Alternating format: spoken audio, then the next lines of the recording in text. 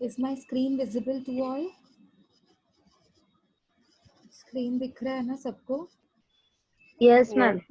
Okay. I'll do one thing. सबसे पहले मैं आपको सिलेबस बता देती हूँ. हमारे सब्जेक्ट का नाम है फिनेंशियल रिपोर्टिंग एनालिसिस. ठीक है, हमारे सब्जेक्ट का नाम है फिनेंशियल रिपोर्टिंग एनालिसिस. तो सबसे पहले आप अपने सब्जेक्ट का नाम लिख दो. I'll repeat once again, financial reporting analysis.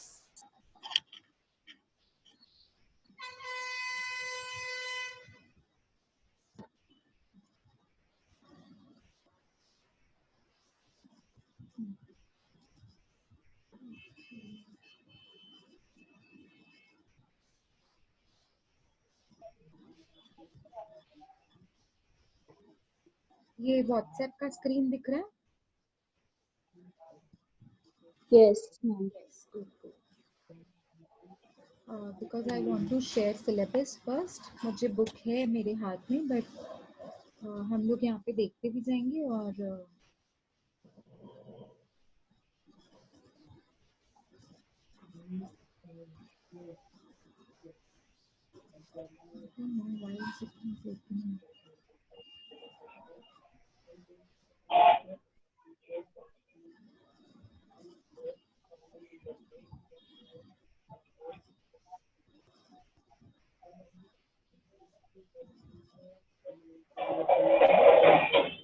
क्या मैं ग्रुप में सेंड करूँ? आप साइमल्टेनियसली पर जूम और व्हाट्सएप देख पाएंगे? हाँ. ओपन नहीं हो रहा, पता नहीं क्यों.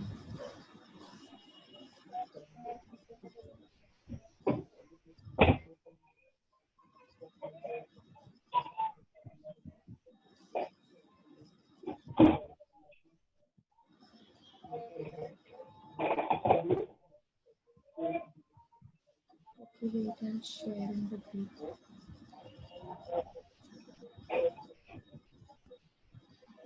See, you got the picture? Did you get the picture? Yes, ma'am. Yes, ma'am. Yes, ma'am.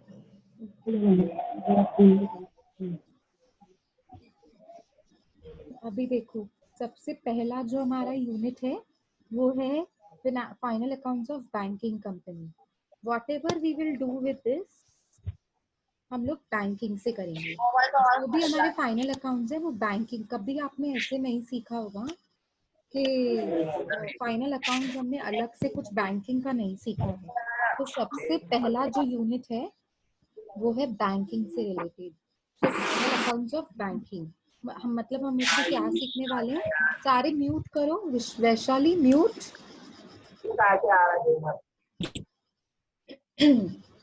और तुम्हारा अटेंडेंस है ना आज से काउंट हो रहा है.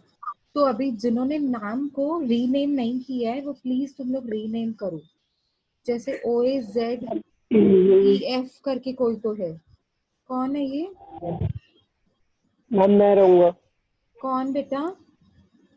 मैम आनंद मोहन चौधरी. आनंद बोल रहे हो? Yes ma'am. आनंद बेटा आपको है ना रीनेम करना पड़ेगा. आएगा रीनेम करने? हाँ मैम, मैंने अभी डाउनलोड किया है इसके लिए.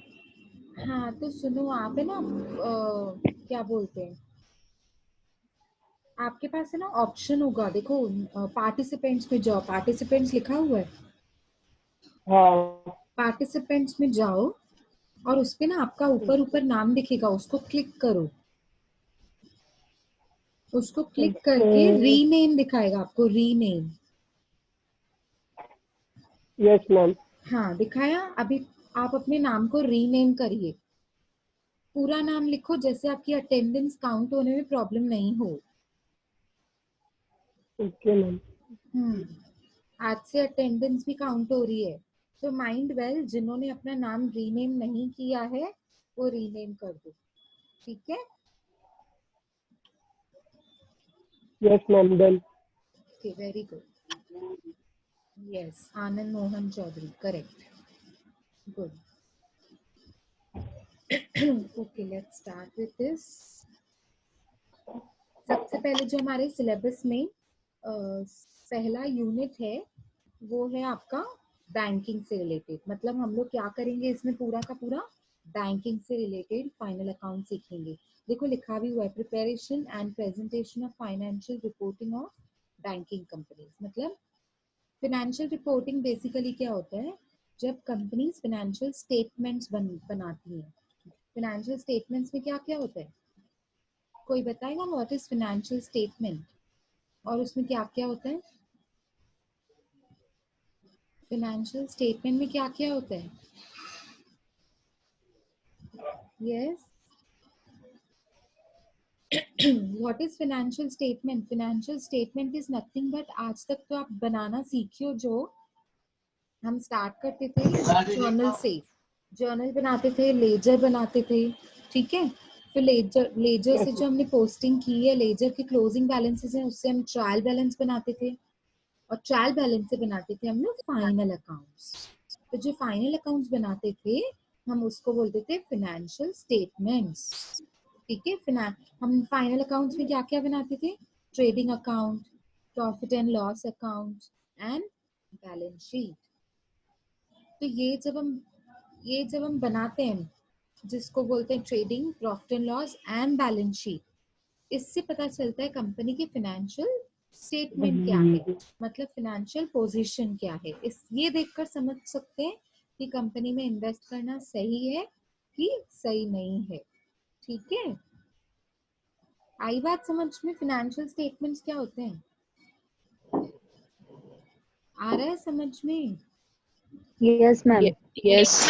Good good. Yes. Yes, ma'am. Okay, तो फाइनेंशियल स्टेटमेंट को किस वे में हम लोग रिप्रेजेंट करते हैं, किस फॉर्मेट में, किस तरीके से, कौन से नोट्स लिखकर, कौन सी प्लेस पे कौन सा आइटम दिखाकर, कैसे हम लोग उसको रिप्रेजेंट करते हैं. ठीक है, उसको बोलते हैं रिपोर्टिंग. क्या बोलते हैं उसको, क्या बोलते हैं? Reporting. रिपोर्टिंग. Very good. उसको बोलते हैं फाइनेंशियल रिपोर्टिंग. अच्छा, अब फाइनेंशियल रिपोर्टिंग तो कंपनी ने कर ली, अब हम कैसे उसको एनालाइज करें? एनालाइज करने का मतलब होता है देखना कि कंपनी के असेट्स कितनी है, लायबिलिटीज कितने हैं, एक्सपेंसेस कितने हैं, इनकम्स कितने हैं, प्रॉफिट है कि लॉस है. ज्यादा एक्सपेंसेस इनकर कर रही है तो कॉमन सेंस से कंपनी में प्रॉफिट कम ही होगा, क्योंकि एक्सपेंसेस और प्रॉफिट का इनवर्स रिलेशन होता है. आया समझ में? तो फाइनेंशियल स्टेटमेंट से समझ में आ जाता है हमको कि financial report, financial status company का क्या है. ठीक है, तो हमारा जो ये सब्जेक्ट है उसका नाम ही ऐसा है, देखो, फाइनेंशियल रिपोर्टिंग एनालिसिस. तो सबसे पहला यूनिट है बैंकिंग का, यानी कि हम जो भी कुछ सीखेंगे वो बैंकिंग से रिलेटेड सीखेंगे. देखो, तीन अलग अलग चीजें होती हैं, आप ये ध्यान रखो, मिक्सअप कभी मत करना. एक होता है बैंकिंग कंपनी, ठीक है, एक होता है इंश्योरेंस कंपनी. दोनों अलग हैं, आप मानते हैं ये बात? आर दीज टू डिफरेंट और one and the same? Different. Different है. ठीक है, मतलब बैंकिंग कंपनी अलग हो गया और इंश्योरेंस कंपनी अलग हो गया. ठीक है, और एक चीज होती है जिसको हम बोलते हैं कॉर्पोरेट कंपनी. वो क्या चीज होती है, और वो बैंकिंग और इंश्योरेंस में से, दोनों में से किसमें काउंट होती है?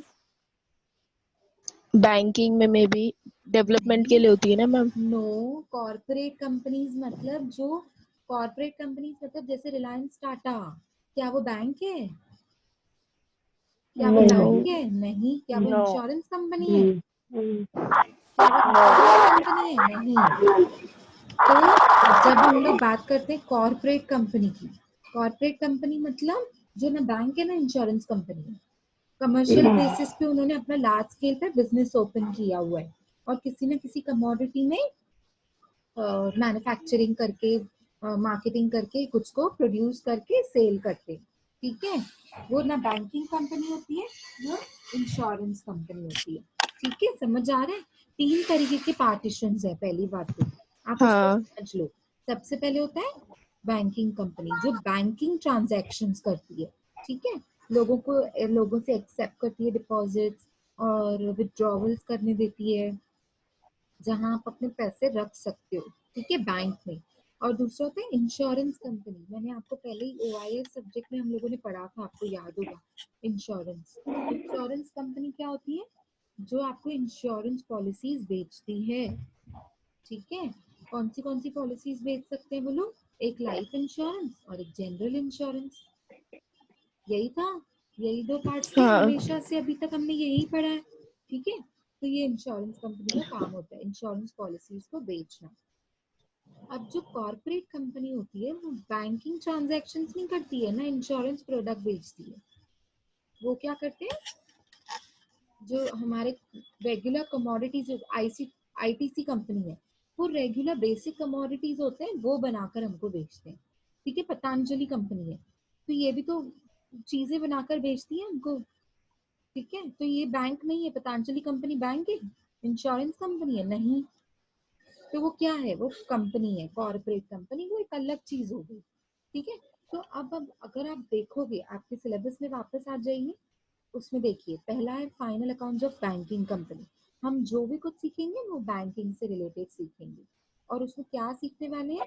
Final accounts. देखो, जो आज तक हमने फाइनल अकाउंट सीखा था, वो कंपनी का फाइनल अकाउंट, सोल ट्रेडर का फाइनल अकाउंट्स, वो सब सीखा था आज तक, ठीक है। पर अब हम सीखेंगे बैंकिंग, मतलब बैंक्स जो जिस फॉर्मेट में अपना trading, profit and loss, balance sheet बनाती हुई आई है, उस फॉर्मेट को हम सीखेंगे। और बिल्कुल अलग है ये, आज तक आपने कभी नहीं सीखा है, ठीक है। उसके बाद यूनिट 2 में देखो, सारा कुछ इंश्योरेंस कंपनी है, final accounts of insurance company. Syllabus है आपके पास सामने? Yes ma'am. ओके। तो उसमें क्या लिखा हुआ है? Final accounts of insurance company में सबसे पहले हम सीखेंगे preparation and presentation of final accounts of insurance company. मतलब इंश्योरेंस कंपनी कैसे अपना ट्रेडिंग, प्रॉफिट एंड लॉस और बैलेंस शीट को मेंटेन करती है, ठीक है, किस वे से अपने फिनेंशियल स्टेटमेंट को रिप्रेजेंट करती है, उसको बोलते हैं फिनेंशियल रिपोर्टिंग, ठीक है। उसके साथ साथ हम लोग इंश्योरेंस में एक और चीज पढ़ेंगे, जो भी हमारी लिस्टेड इंश्योरेंस कंपनीज हैं उनकी annual reports and annual policies को स्टडी करेंगे, ठीक है। वो कैसे होता है वो मैं आपको, जब ये थ्योरी है, ये जो थर्ड चैप्टर है ना, वो पूरा थ्योरी चैप्टर है। तो वो मेरे पास एक टेक्निक है जिस वे से हम लोग उसको इजीली चैप्टर को कंप्लीट कर सकते हैं, ठीक है। नेक्स्ट है आपका यूनिट 3। अब अगर आपका ध्यान है तो हम लोग यूनिट 3 में क्या कर रहे हैं? Preparation of final accounts of companies. ये कौन सी कंपनीज है? Corporate companies. कौन सी कंपनीज है? कौन सी कंपनीज है ये? कॉर्पोरेट। यस, ये बैंकिंग नहीं है, ये इंश्योरेंस नहीं है, ये कॉर्पोरेट कंपनी का फाइनल अकाउंट होगा, जो हमने सीखा है बहुत बार, लेकिन फॉर्मेट चेंज हो गया, इसका पूरा फॉर्मेट अलग है, ठीक है। और लास्ट यूनिट है आपका, सॉरी सेकेंड लास्ट यूनिट है, unit 4, cash flow analysis and ethical behaviour and implications for accountants. ये दो अलग चैप्टर्स हैं। पहला हम सीखेंगे कैश फ्लो एनालिसिस, जो मैं आज शुरू करने वाली हूँ। कैश फ्लो एनालिसिस से वो मैं आपको डिटेल में बताऊंगी क्या होता है। और इसके बाद नेक्स्ट चैप्टर है जो थ्योरी चैप्टर है, that is ethical behaviour and implications for accounting. Vaishali, lecture में ध्यान दो। Vaishali,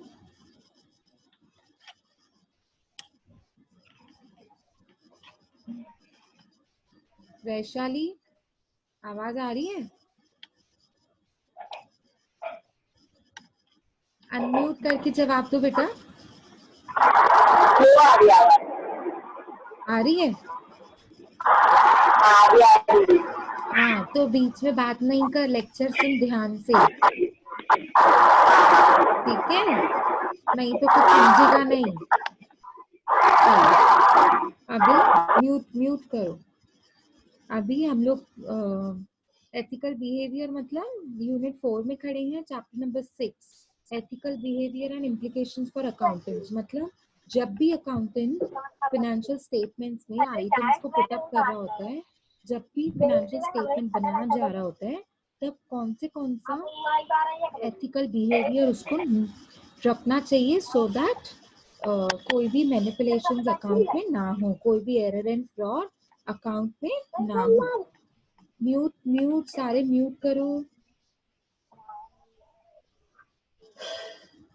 okay, last unit is introduction to IFRS.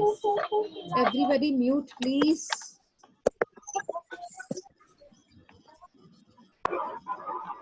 Anand mute करो।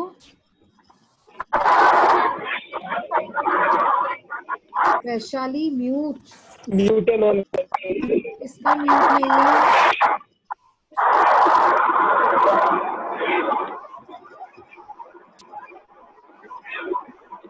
Okay, Unit 5 is Introduction to IFRS. What is IFRS?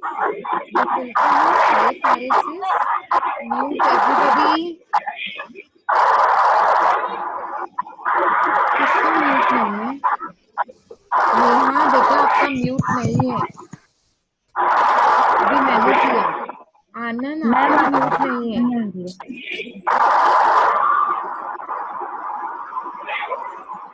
Mute करो सारे। आप एक बार चेक करो ना किस किस का म्यूट नहीं है। वैशाली म्यूट।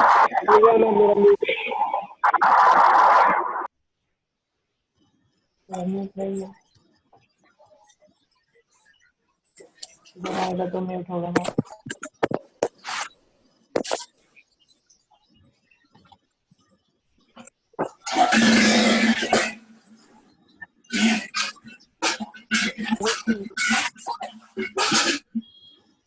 ओके, नाउ आवाज आ रही है ना?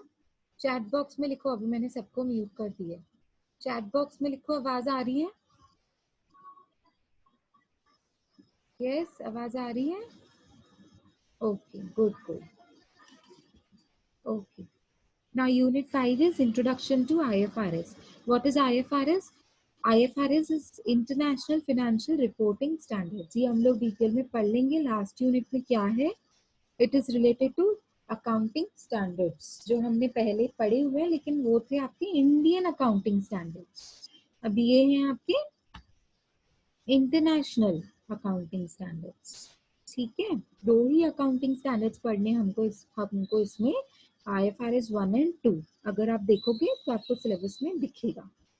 ठीक है, अब हम शुरू करते हैं यूनिट नंबर 4 से। यूनिट नंबर 4 में क्या है आपका? Cash flow analysis. अब मैं स्क्रीन शेयर करती हूँ आपको।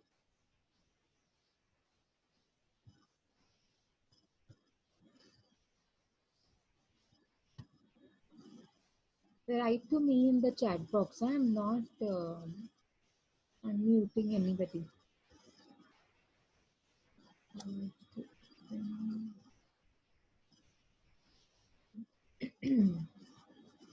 Okay, is the screen visible to all? Screen सबको visible है? Chat box में लिखो।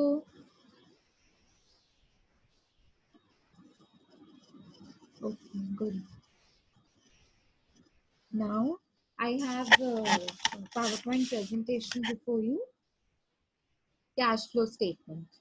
अब ये होता क्या है कैश फ्लो स्टेटमेंट? ध्यान से सुनना, अगर ये नहीं समझाना तो सम्स भी नहीं समझ आएंगे। ठीक है, हम लोग बेस से स्टार्ट कर रहे हैं बिल्कुल।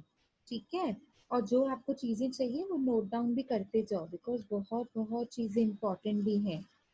अब थोड़ा ना टिपिकल चैप्टर है ये, मतलब आपको इतना मतलब ऐसे आपको वो चीज समझानी पड़ेगी तब आएगी, पढ़ के समझ में नहीं आने वाली है। ये ऐसी चीज है, 6 मिनट्स में ना ये मीटिंग ओवर हो जाएगा।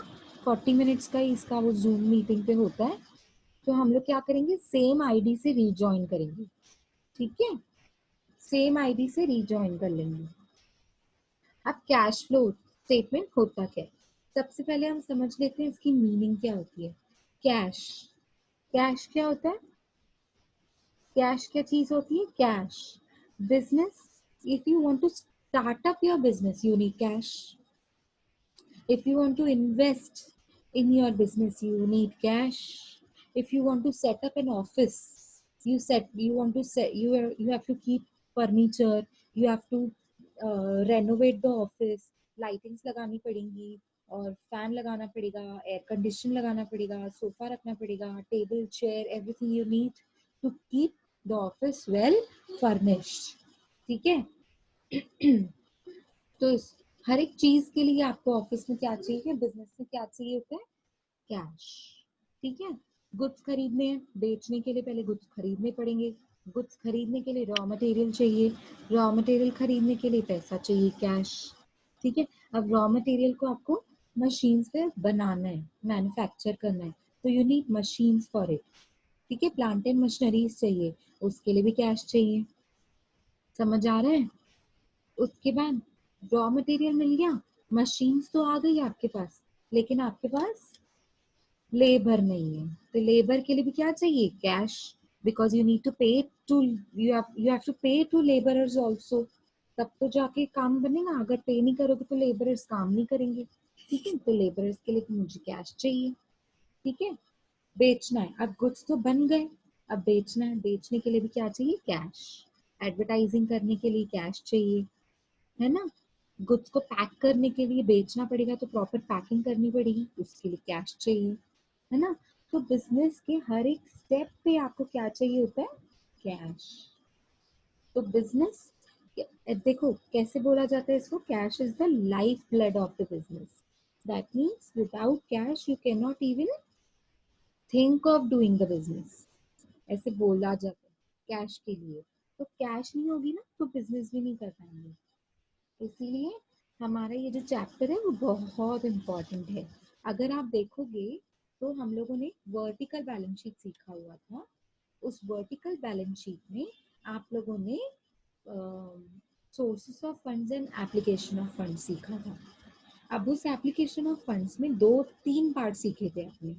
एक फिक्स्ड एसेट्स, दूसरा investments, and last was working capital. अब याद करो वर्किंग कैपिटल को, तो वर्किंग कैपिटल में भी हमने 2 चीजें सीखी थी, current assets and current liabilities.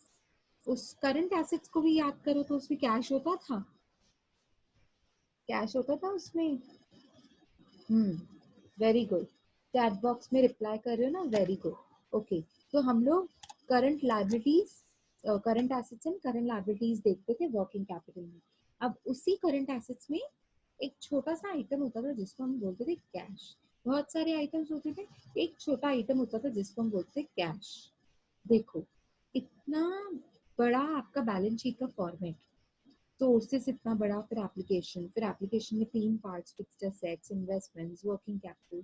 फिर वर्किंग कैपिटल का एक छोटा सा पार्ट करंट एसेट्स, फिर करंट एसेट्स का एक छोटा सा पार्ट कैश, जिसके ऊपर पूरा चैप्टर है अभी, अगर आपका ध्यान है तो इतना इम्पोर्टेंट है ये कैश कि पूरा चैप्टर, मतलब अभी हम स्टडी करेंगे इसके ऊपर. तो कैश फ्लो स्टेटमेंट. अब फ्लो का मतलब क्या होता है, देखो flow is divided into 2 parts. Flow is divided into 2 parts, inflow and outflow. Inflow and outflow. What is inflow? Can you tell me what is inflow? एक काम करो, अभी 2 minutes है ना, okay. Raise your hand, I will unmute you. What is inflow? Cash inflow. What is cash inflow? कोई बताएगा? Okay. Shivani.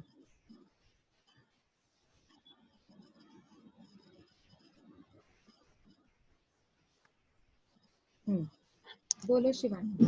What is cash inflow? Income or receiving money. Very good. Good job. Very good. Okay. और what is cash outflow? कोई बताएगा what is Expenses. cash Expenses. Very good. Good or job. Good job. Good job. Okay. So what I am here to highlight is cash flow statement. Flow means there is inflow, there is outflow. Both things are possible. Possibility है कि cash आए भी, ठीक है, business है, cash आएगा भी, ठीक है, लेकिन ये भी पॉसिबिलिटी है कैश जाएगा भी, क्योंकि जब तक खर्चा नहीं करोगे, जब तक रॉ मटेरियल खरीदोगे नहीं, तब तक प्रोडक्ट मैन्युफैक्चर करोगे कैसे. ठीक है, तो मैन्युफैक्चरिंग करोगे तो प्रोडक्ट बनाओगे कैसे, बनाएंगे नहीं तो बेचेंगे कैसे, है ना। ऐसे ही होता है। तो सबसे पहले बिजनेस में खर्चा करना पड़ता है, ऑफिस बनानी पड़ती है पहले। ऑफिस बनाने के लिए आपको खर्चा करना पड़ता है, ऑफिस सेटअप करना पड़ता है, उसके बाद आप क्लाइंट्स को अंदर आने देते हो ऑफिस में। ऐसे नहीं रास्ते पे बस ठेला लगा दिया और everything is like to be started, है ना।